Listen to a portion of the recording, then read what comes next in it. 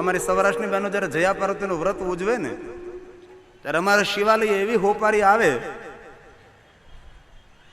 આંબલિયાની બાજુમાં સોપારી મૂકી તો આંબલિયો મોટો લાગે એવી ઝીણી ઝીણી હોપારી. જે મારી દીકરીઓ ભગવાન શિવજીને ઝીણી ઝીણી સોપારી અર્પણ કરે તેને પતિ કેવો મળે? હું નથી બોલ્યો, તમે બોલ્યા ભાઈ. એ સારી સોપારી ભગવાનને અર્પણ કરો.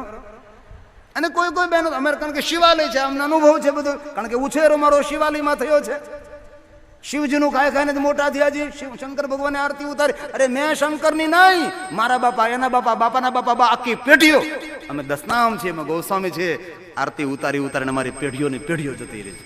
એ શિવાલયમાં અમારો ઉછેર થયેલો છે, એમાં દસનામ છે, અમને અનુભવ છે. એવી સોપારી લાવે, સીધી માળા કરી લો, હળેલી હોપારી. જે દીકરીઓ હળેલી હોપારી ભગવાન શંકરને ધરે તેને પતિ કેવો મળે? હા, હળેલો. માવા ખાતો હોય, તમાકુ ખાતો હોય, બીડી ફૂંકતો હોય, જ્યાં થૂકતો હોય. માવો તમાકુ ખાને એકવાર થૂકો ને એટલે આયુષ્ય ઓછી થાય આપણે. કારણ કે શરીર હવાથી ચાલે, પાણીથી ચાલે, અન્નથી ચાલે, પણ લાળથી પહેલું શરીર ચાલે છે, હે ને? લાળ ગ્રંથિ અધરમ મધુરમ. ખારા રે દરિયામાં મીઠી એક વીરડી શું છે? એ લાળ ગ્રંથિ છે. આખું શરીર ખારું, આંસુ ખારા, પસીનો ખારો. લાળ એ મીઠી હોય છે અને થૂકો એટલે લાળનો વ્યય થાય, જલ્દી માણસ ગરડો બની જાય છે. સાધુ પુરુષ, મહાપુરુષ, વિદ્વાન વ્યક્તિ, જ્ઞાની વ્યક્તિને તમે થૂકતા ન જુઓ. જ્યાં ત્યાં થૂકવું હોય તો ગંદી આદત છે. માવા ખાવા વાળા માણસો, તમાકુ ખાવા વાળા માણસો, ઘણા આદત હોય ચાલતા ચાલતા થૂકવાની. આયુષ્ય આપણે ઓછી થઈ જાય, લાળ ગ્રંથિનો વ્યય થાય. તમારે જો બીમાર પડો ને ત્યારે ડોક્ટર પાસે આપણે જઈએ. ડોક્ટર શું કે? મોઢું ખોલો. ડોક્ટર જોવે કે મોઢામાં લાળ આવે છે, નથી આવતી, લાળ બંધ થઈ જાય એટલે માણસ બીમાર પડે. લાળ ઓછી થઈ જાય, તેની માત્રા ઘટી જાય, માણસ બીમાર પડે. તેથી માવું, તમાકુ ખાઈ ખાઈને થૂકીએ તો આપણે આયુ બધી જતી રહે છે.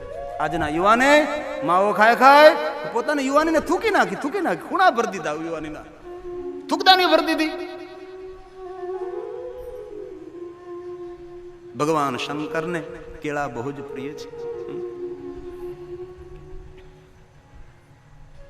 મનથી જયારે ભગવાનની પૂજા કરી ત્યારે મંદિર રૂપાનું મૂર્તિ સોના, મંદિર રૂપાનું મૂર્તિ સોનાની, માળા બાબાને શોભે હીરા મોતીની, માળા બાબાને શોભે હીરા મોતીની, શીશ પર ગંગાની ધાર, મન મારું પાવન થાય, શીશ પર ગંગાની ધાર, મન મારું પાવન થાય, ભોળા તારા દર્શન મન મારું પાવન થાય, ભોળા તારા દર્શન થાય, મન મારું પાવન થાય. કહે છે, હે મહાત્માઓ, લિંગોત્પત્તિ શ્રુતા શુભા, શ્રુત્વા એસા પ્રભાવ અને દુઃખ નાશો ભવેદ્ય. જે માનવ લિંગ પુરાણની કથા સાંભળે છે, લિંગ પ્રાગટ્યની કથા સાંભળે છે, તે માનવને સર્વ દુઃખોમાંથી મુક્તિની પ્રાપ્તિ થશે. સાંભળવા માત્રથી. સ્વયંભૂ શિવલિંગનો મહિમા ગાયો છે. ધરતીમાંથી, પૃથ્વીમાંથી આપમેળે જે શિવલિંગ પ્રગટ થાય તેને સ્વયંભૂ શિવલિંગ કહેવાય છે. સ્વયંભૂ શિવલિંગની પૂજા કોઈ પણ દિશામાં બેસીને કરી શકાય છે ભાઈ.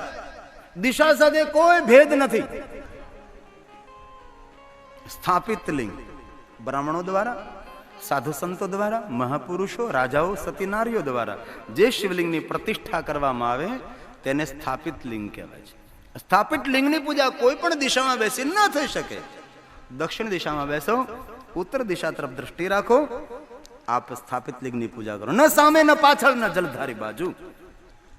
એક દિશા, દક્ષિણ દિશા, ઉત્તર દિશા તરફ દ્રષ્ટિ, અથવા દિશા ભેદ ન સમજાતો હોય તો જે બાજુ જલધારી વહેતી હોય તેના વિરુદ્ધ દિશામાં બેસી સ્થાપિત લિંગની પૂજા કરવી. આપ 1000 સ્થાપિત લિંગની પૂજા કરો અને જે ફલ મળે એ ફલ એક સ્વયંભૂ શિવલિંગ આપવા માટે સમર્થ છે.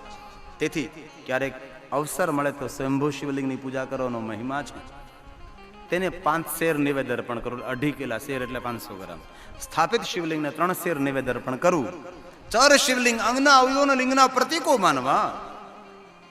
યંત્રમાં બિંદી કરવામાં આવે બિંદુ લિંગ.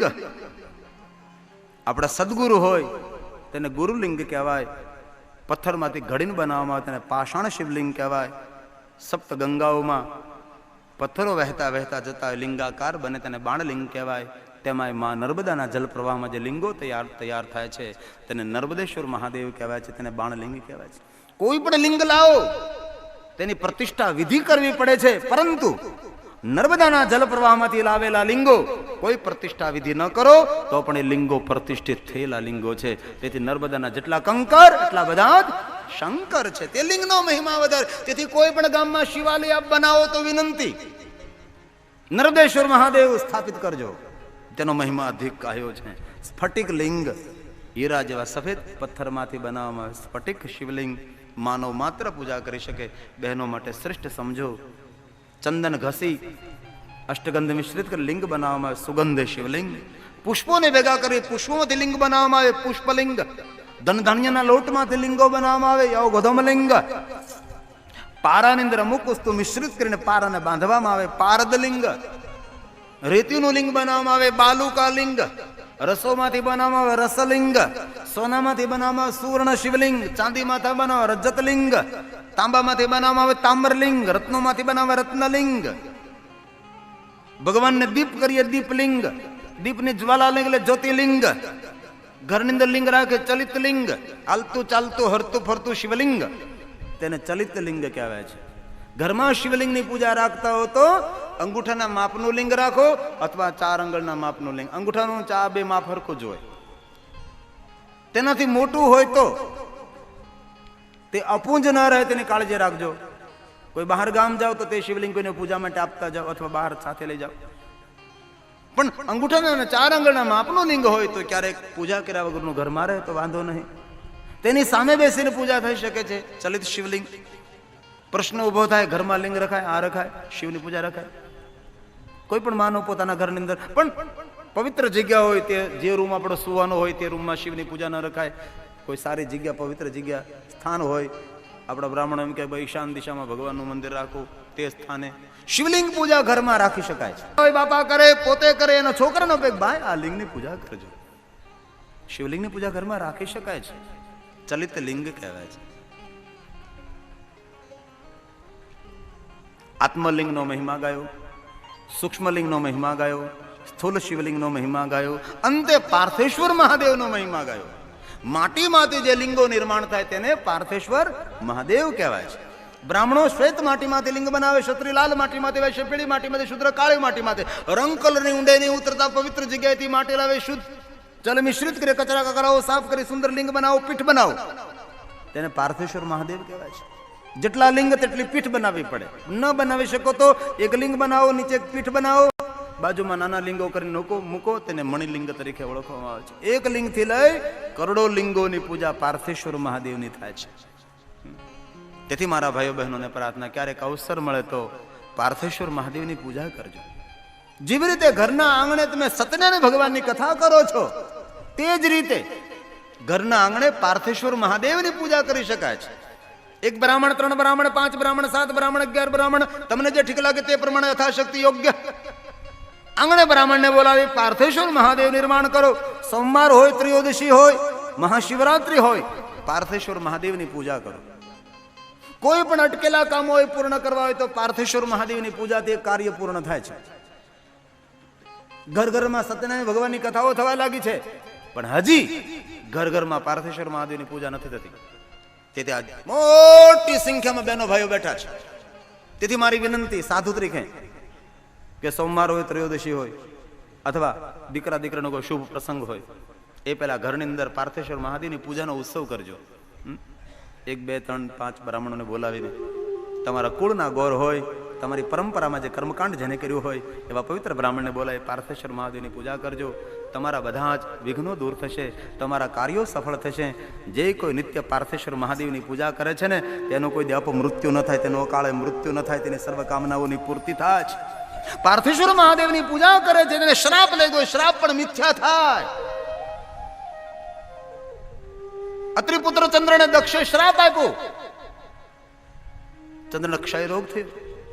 બ્રહ્માએ કહ્યું, ચંદ્ર પ્રભાસ ક્ષેત્રમાં જઈ પાર્થેશ્વર મહાદેવની પૂજા કરો. ચંદ્રએ કરી, ક્ષય રોગમાંથી મુક્તિ મળી. એ છે પાર્થેશ્વર મહાદેવનો મહિમા. શિવ મહાપ્રાણ બોલે છે, જે કોઈ નિત્ય પાર્થેશ્વર મહાદેવની પૂજા કરે. અને વર્તમાન યુગમાં એવા મેં મહાદેવના ભક્તોને જોયા જ કે રોજ પાર્થેશ્વર મહાદેવની પૂજા કરે છે. અરે બહાર ગામ જાય ને તો 2 જોડી કપડા તેના ઓછા લઈ જાય, પણ માટી સાથે લઈ જાય, પૂજાની સામગ્રી સાથે લઈ જાય. કોઈને ઘરે મહેમાન થયા હોય ને તો પણ સ્નાન કરી પવિત્ર જગ્યા ગોતી, થાળી પાટલો લઈ આવી, ભગવાન પાર્થેશ્વર મહાદેવને નિર્માણ કરે, ભગવાનનું આહવાન કરે, પૂજા કરે. આપણે કોઈના ઘરે મહેમાન થયા હોય અને કોઈના ઘરે આવી રીતે પાર્થેશ્વર મહાદેવની પૂજા કરીએ આપણે, તો એ ઘરના સભ્યો જો સારા ડાયા માણસો હોય ને તો ખૂબ રાજી થાય. એવું માને કે આજ અમારા ભાગ્ય, અહો ભાગ્ય છે કે આપ જેવા શિવ ભક્ત અમારા ઘરે આવ્યા, અમારા આંગણે પાર્થેશ્વર મહાદેવની પૂજા થઈ. આવું કરે છે, મેં જોયા છે આવા માણસોને, બહુ જોયા છે શિવ ભક્તો મેં. સદ્યો દુઃખ સે શમનમ, બધા જ દુઃખો તેના શાંત થાય. પાર્થેશ્વર મહાદેવની પૂજા કરે, સર્વ અર્થોની પ્રાપ્તિ થાય, અનર્થો દૂર થાય.